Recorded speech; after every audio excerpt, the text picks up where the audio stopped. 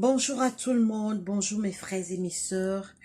Soyez les bienvenus à l'étude de la parole de notre Dieu. Alors, aujourd'hui, nous allons voir une parabole très courte qui est la parabole du filet.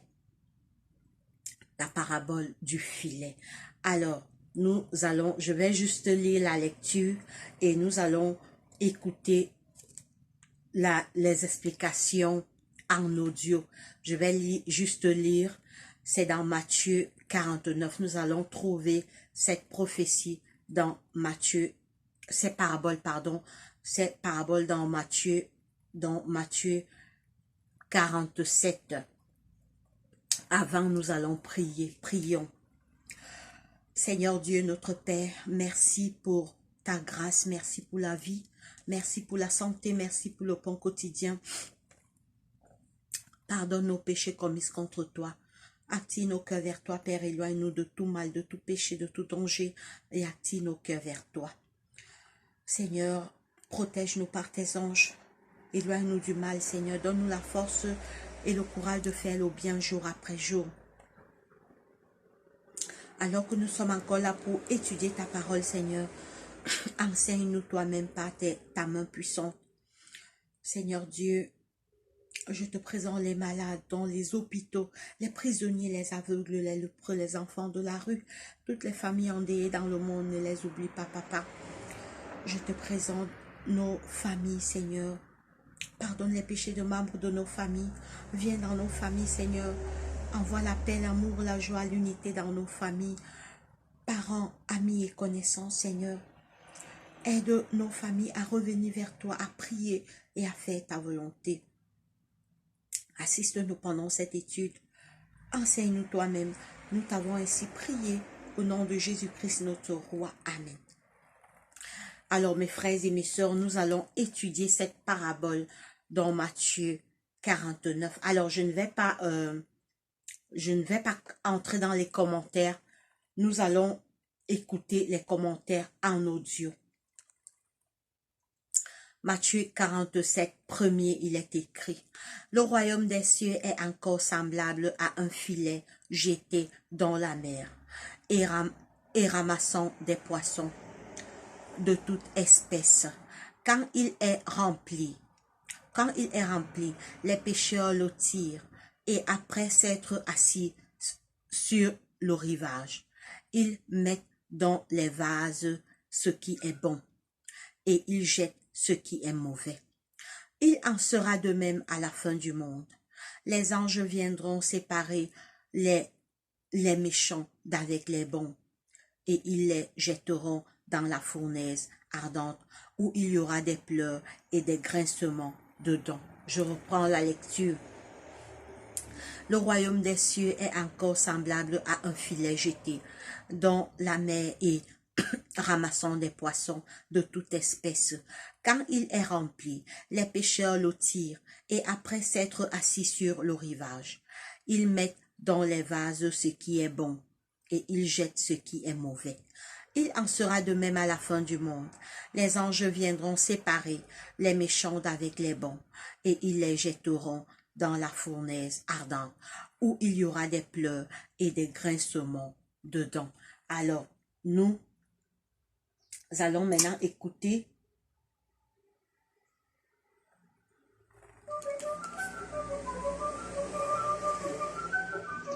lecture du livre Les paraboles de Jésus d'Ellen White.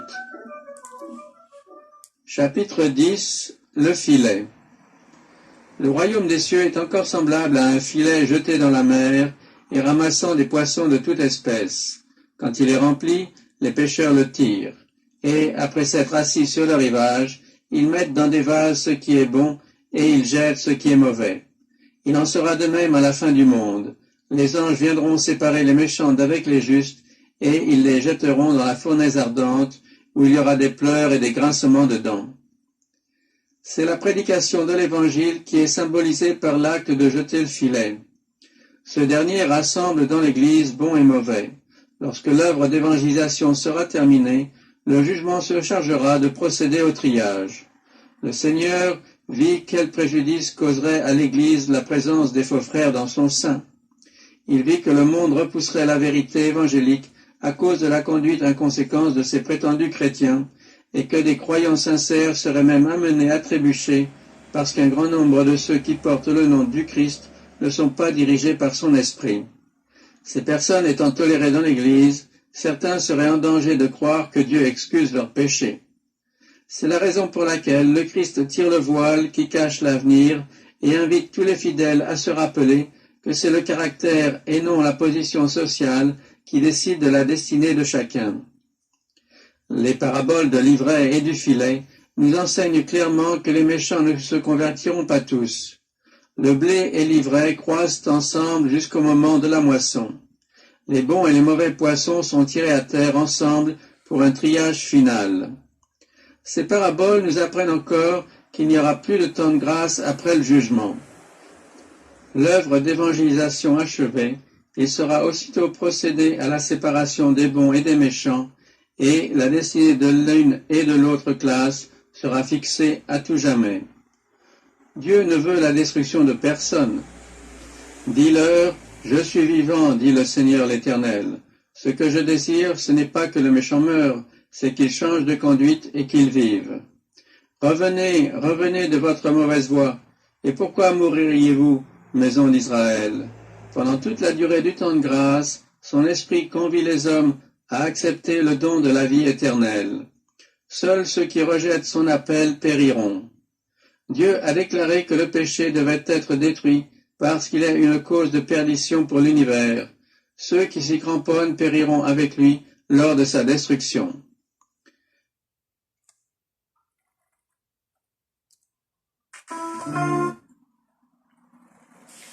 Alors, mes frères et mes sœurs, on a écouté.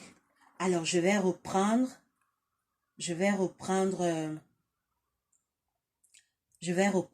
cette parabole pour qu'on écoute bien. Seuls ceux qui s'y cramponnent au péché périront. Seuls ceux qui se cramponnent au mensonge, au vol, à la jalousie, à la rancune. En bref, seuls ceux qui ne veulent pas laisser le mal périront. C'est ça l'explication de cette parabole. Alors, je vais remettre pour qu'on écoute bien. Je vais remettre. Alors, surtout, ne me regardez pas. C'est pas moi qui... Mon visage n'est pas important, mes frères et mes sœurs. C'est ce qu'on dit là qui peut nous sauver. Mon visage n'est pas très important. Donc, consacrons-nous franchement à écouter l'explication de cette parabole. Alors, je vais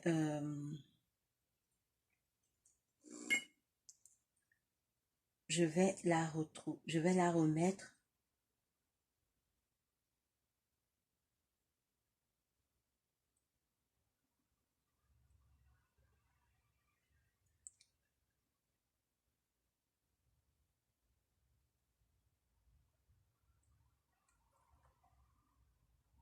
Alors, un instant. Je vais la retrouver.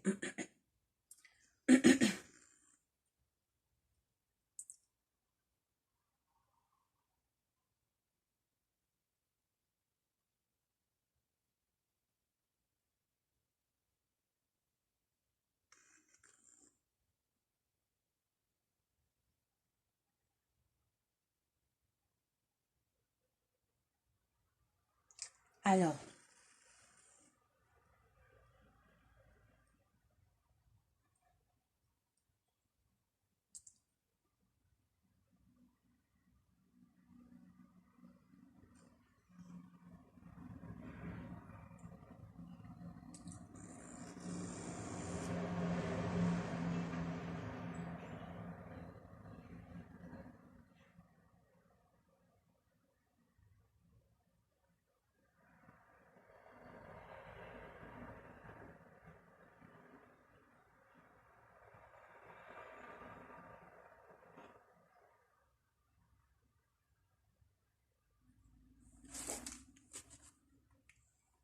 Alors, je l'ai dans ce petit appareil que vous voyez.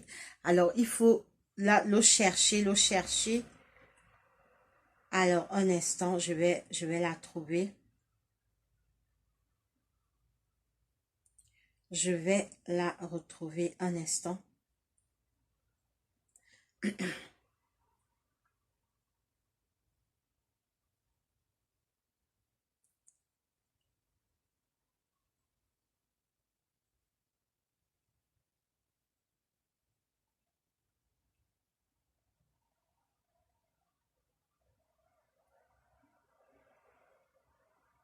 Alors, je vais la retrouver.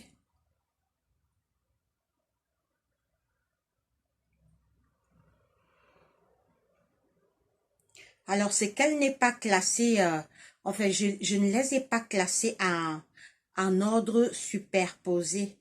Donc, voilà, je l'ai retrouvée, regardez, je l'ai retrouvée. Alors,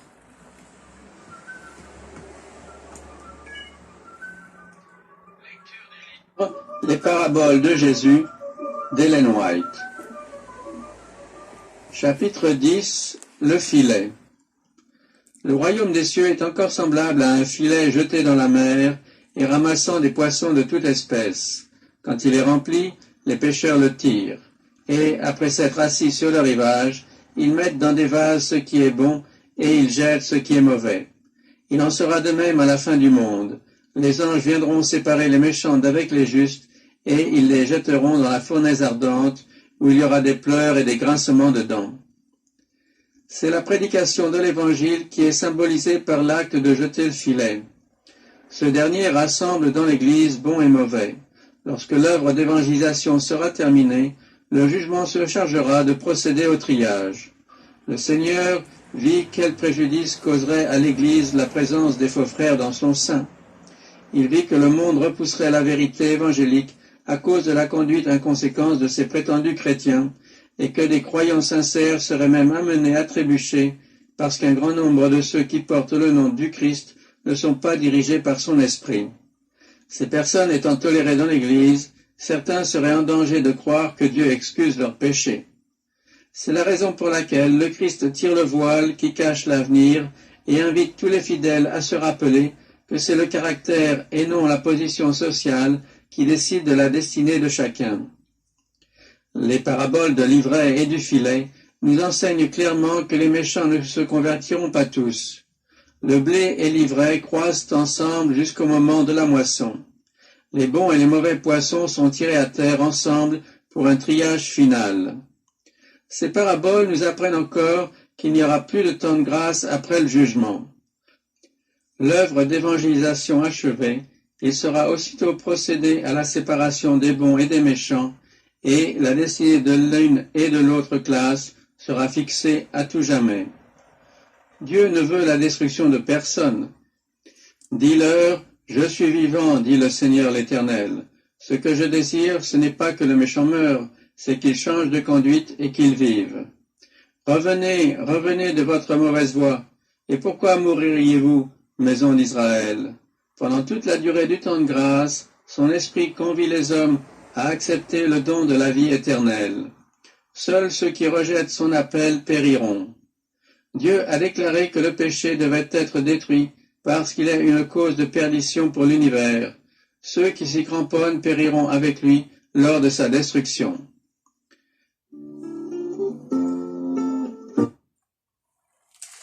alors mes frères et mes sœurs, nous avons écouté l'explication de cette parabole, la parabole du filet.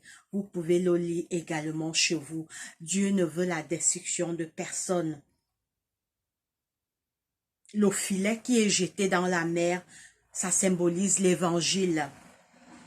L'évangile qui est annoncé maintenant.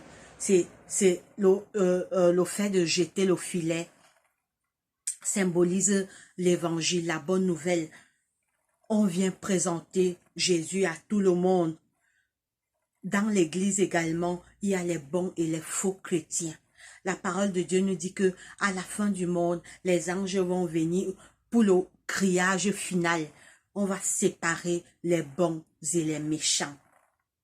Donc, mes frères et sœurs, vous avez entendu, seuls ceux qui s'y cramponnent périront, ceux qui refusent Dieu.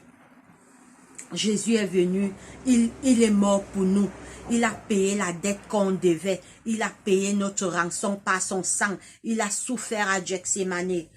Ceux qui disent à Jésus, je ne veux pas, je refuse le don gratuit que tu m'as fait, ils vont payer eux-mêmes le salaire que mérite leur égarement. C'est comme quelqu'un qui a une dette. Je prends un exemple, je dois à quelqu'un l'argent. C'est moi qui dois à quelqu'un l'argent. Maintenant, mon voisin vient. Mon voisin dit que, ah, ma soeur, comme tu as des problèmes de dette, je veux t'aider à payer. Moi, je dis à mon voisin, non, non, non, je ne veux pas de ton aide. Je ne veux pas. Je ne veux pas. Mais je vais donc payer la dette moi-même. Puisque mon voisin veut payer la dette à ma place. Il veut payer. Mon voisin voit que je souffre avec cette dette. Je souffre avec cette dette. Cette dette me traumatise. Maintenant, mon voisin vient dire que, ah ma soeur, j'ai envie de t'aider. Comme tu as la dette là depuis, je veux t'aider. Tu souffres avec cette dette. Maintenant, moi, je réponds à mon voisin, non, non, non, non. Mon voisin, je n'ai pas besoin de ton aide. Amène ton aide loin. Je n'ai pas besoin que tu m'aides. Maintenant, le voisin va partir et je vais payer ma dette moi-même. C'est pareil avec Jésus. Jésus est venu alors que l'homme était condamné à la mort éternelle. Jésus est venu. Jésus est mort pour nous. Jésus a payé cette dette. Jésus a souffert sur la croix. Maintenant, ceux qui refusent son sacrifice devront payer eux-mêmes le salaire que mérite leur égarement, parce que quelqu'un est venu nous donner la grâce. Donc, à la fin du monde, les anges vont séparer les hommes en deux groupes. Ceux qui ont accepté Jésus et ont fait sa volonté d'un côté, et ceux qui ont refusé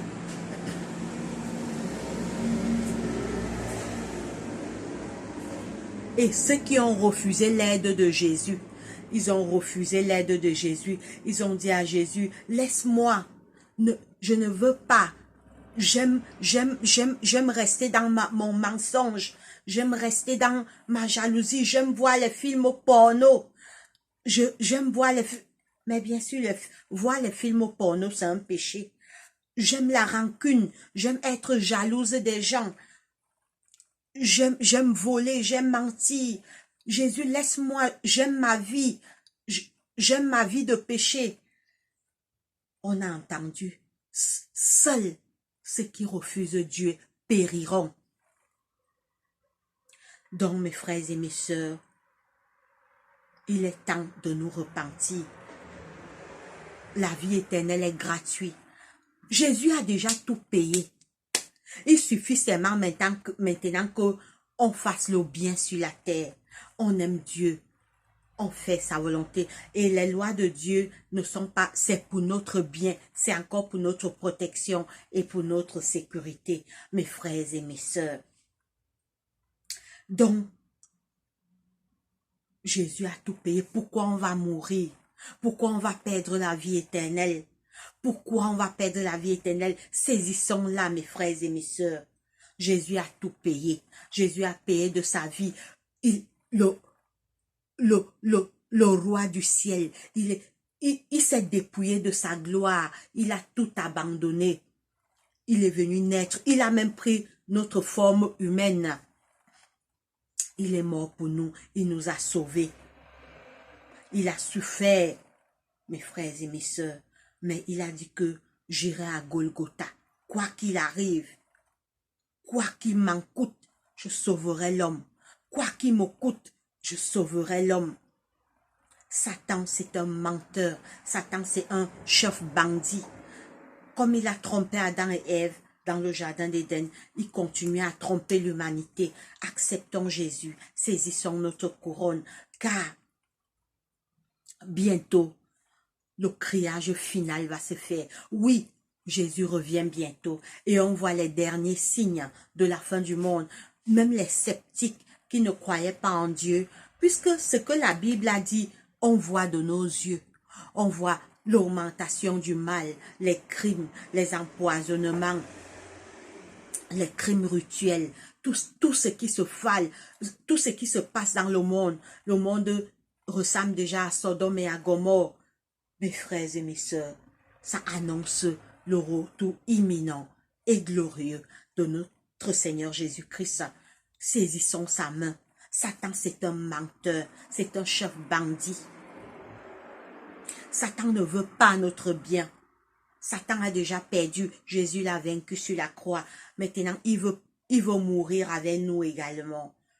Mes frères et mes sœurs, seuls ceux qui s'y cramponnent, ils se cramponnent dans le mal. Le Saint-Esprit leur parle, laisse. Si c'est le mensonge, laisse.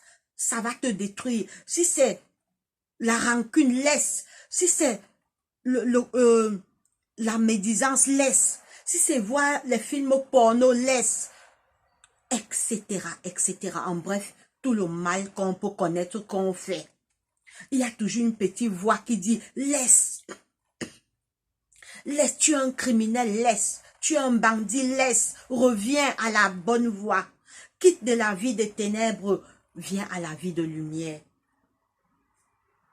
Mais Dieu ne force personne. Le choix, c'est chacun qui doit choisir. Jésus a fait sa part. Jésus a tout fait. Jésus a fait sa part. Maintenant, l'homme doit faire sa part. La part de l'homme, c'est quoi?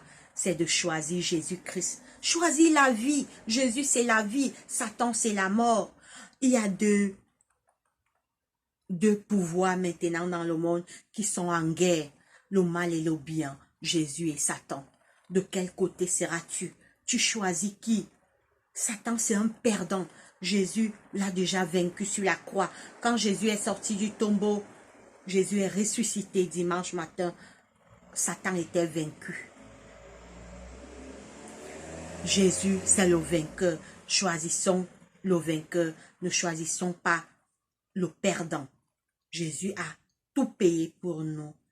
Et le choix de Jésus est le meilleur. Prions. Seigneur Dieu, notre Père, notre Roi, merci pour cette étude, Seigneur. Tu nous as parlé à travers la parabole de l'ivraie. Seigneur, tu as dit que ceux qui te refusent périront. Aide-nous à t'accepter dès maintenant. Change nos cœurs, Papa. Aide-nous à faire ta volonté, à faire le bien. De nous-mêmes, nous ne pouvons pas. Aide-nous. Aide-nous, Jésus-Christ. Aide-nous à faire ta volonté et à se détourner du mal. Active nos cœurs vers toi, Papa. Aide-nous à nous repentir de tous nos péchés. À lire la Bible et à prier, Papa. Guéris les malades dans les hôpitaux, les prisonniers, les aveugles, les lépreux, les enfants de la rue. Toutes les familles endeuillées, ne les oublie pas. Seigneur, viens dans nos familles. Pardonne les péchés des membres de nos familles. Parents et amis, Seigneur. Garde-nous. Envoie la paix dans nos familles. Seigneur, envoie la paix, l'amour, la joie. Envoie la paix entre père et mère, entre frères et sœurs, entre cousins et cousines. Seigneur, éloigne l'esprit de haine, de division, de guerre dans nos familles. Envoie tes anges nous protéger. Je prends tous nos problèmes, tous nos soucis, toutes nos inquiétudes, toutes nos peurs, toutes nos craintes, toutes nos angoisses, toutes nos faiblesses et tous nos manquements. Et nous montons avec cela devant ton trône de grâce. C'est au nom puissant de Jésus-Christ, notre Roi et Seigneur, que nous t'avons ainsi prié. Amen. Alors mes frères et sœurs, nous sommes arrivés au thème de notre vidéo. Que Dieu nous bénisse, que Dieu vous bénisse, vous qui regardez cette vidéo partout où vous êtes, quel que soit le pays où vous êtes. Je ne vous connais pas, mais Jésus-Christ vous connaît. Il voit le temps que vous passez à écouter sa parole. Quand vous écoutez la parole, ce n'est pas moi que vous regardez, c'est Jésus-Christ, notre Sauveur, notre Roi. Vos regards doivent être fixés sur Jésus et non sur moi. Moi, je ne suis qu'un pécheur. Nous tous, on n'est que des pécheurs. Regardons à notre Roi. Jésus est le Roi des rois. C'est lui qui nous a sauvés et c'est lui qui est mort sur la croix pour nos péchés. Que l'honneur, la gloire, la puissance, la majesté reviennent à Jésus parce qu'il nous a sauvés et qu'il nous aime et qu'il pense à nous. Portez-vous bien et à la prochaine vidéo. Que Dieu nous bénisse. Allez, bye bye.